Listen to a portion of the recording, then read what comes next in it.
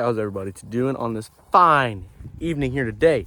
It's been a hot minute since I posted a new video on here, but I think I'm gonna start doing more videos and everything, and posting more. You're gonna see a lot of different content than like before. Like that tractor right there. Got a little something up my sleeve for that. I'll tell you that here in a minute, but yeah, let's get into what we're gonna be talking about. I know everybody probably missed me on here. I'm gonna try to start making more videos and stuff for y'all, and better content and everything that. And we got a truck I'm working on now, and let's get into it. So we got this lawn tractor here, DT 85 Ford garden tractor. It's got hydrostat transmission, got some meats on the back, high and low range. Currently got our high centered in the back here, but that's gonna be coming off. This here, we're gonna be turning this into a pulling tractor. I've had this here for a while. We're gonna be pulling here this Saturday. I think it's the 15th Saturday this week. But yeah, this here is gonna be our pulling tractor. I'm gonna start pulling with this. We're just having the test run Saturday. Just gonna test it out and see what we need to do for some weights. And we got a tune-up kit coming. It should be here probably about, I think Tuesday. It should be here. And then we're gonna change the oil, put new air filter, spark plugs, and fuel filter, everything in there. Get her all tuned up. Get some fresh fuel in her. Haven't put a tank of fuel in this thing yet, but it's got a 18 horsepower twin Kohler Magnum. This is not a V twin, this is a straight twin. Runs off one crankshaft, and then one piston goes this way and the other goes that way. So yeah, it's a pretty nice tractor. It's got about 1,200 hours on it. It's an older model. I think it's a 90s model, I think. So what we just rolled up on here is we got my cab sitting here for my frame, and then my motor's sitting right here.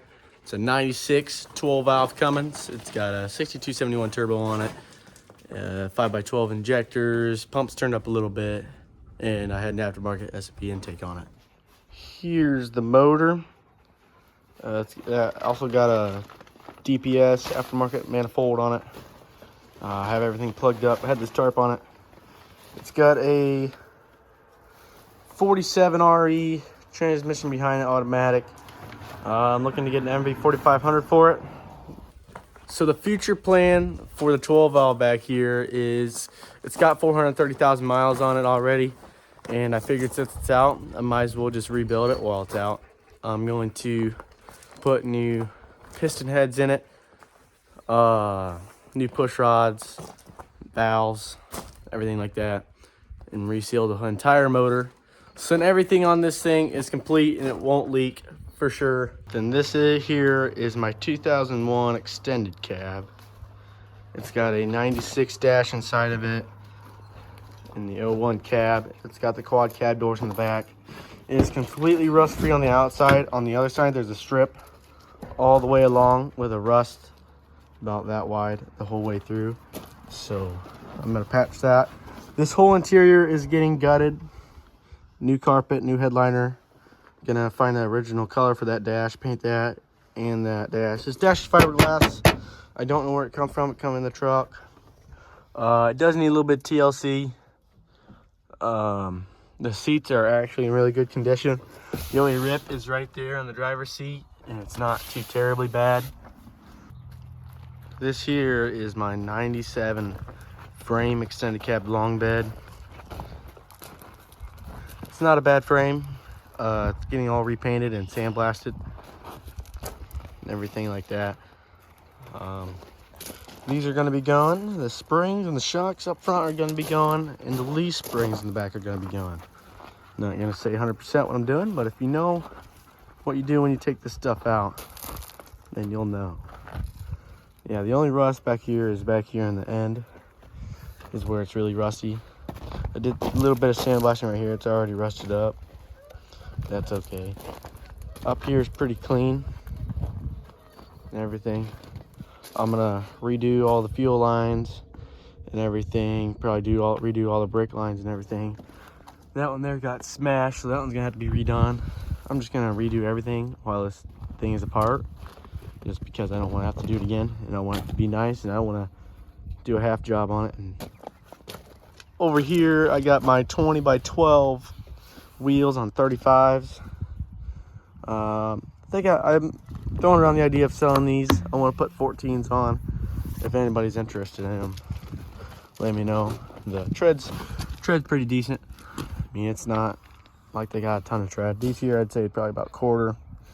Then there's one of them. This here's the low one. I guess that one probably had a one-wheel peel on it. Did some burnouts. The other ones are probably about quarter or so. But I've never gotten stuck with these. I've taken it through a mud pit. I got a video. Never got stuck. And surprisingly how low they are, I never gotten stuck. I can't believe it. And this here is my long bed for my truck. I'm looking, I need to sell this. It's either gonna get sold or taken to the scrapyard, one or the other. It's got some rust on it. It's not a bad bed. Right here's the rust. It can be easily patched. But I'm not needing this bed anymore because I'm going to put a flat bed on it. There's a hole in the bed, probably about yay big. It can be patched pretty easily. And then you got my fenders in here. This fender here is completely rust free. You got my bumper, my big old, I believe this is a homemade bumper because of the jagged edges here. I had to cut this back because it was on the transcooler. So that's some of the reason why I think it's homemade. I was told it's a ranch hand, but I don't think so. Got my intercooler sitting over here outside. Got my passenger fender. It's got a little dime size rust hole in it right there. Can be pretty easily patched.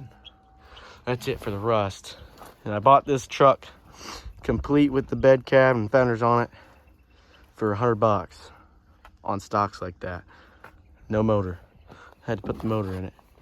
Then I got my 5-inch MBRP exhaust in here. My cross member, front drive shaft and rear drive shaft.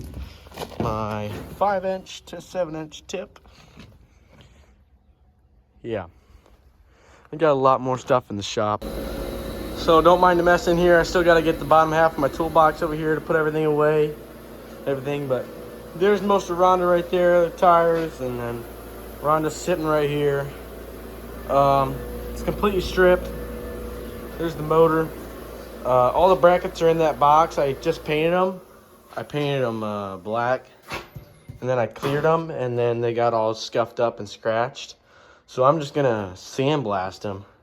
This year I didn't clear yet, but I'm gonna sandblast everything and then send the frame and all the brackets to powder coat.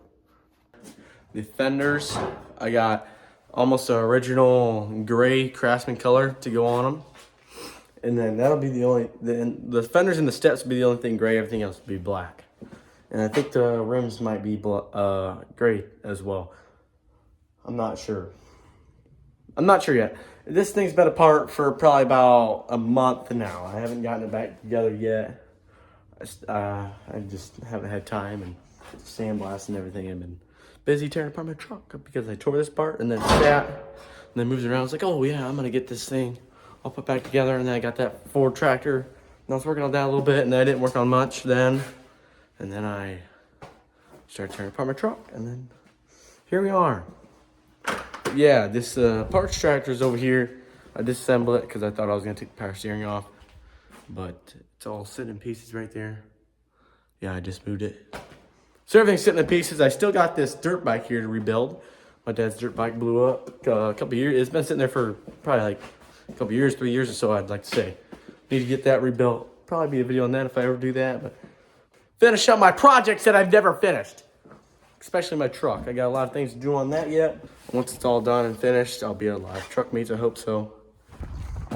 Look at that. Look at that thing up went. That's right, we don't need no spare tire anyway. But yeah, there'll be some videos on that tractor here this week. And thank y'all for watching.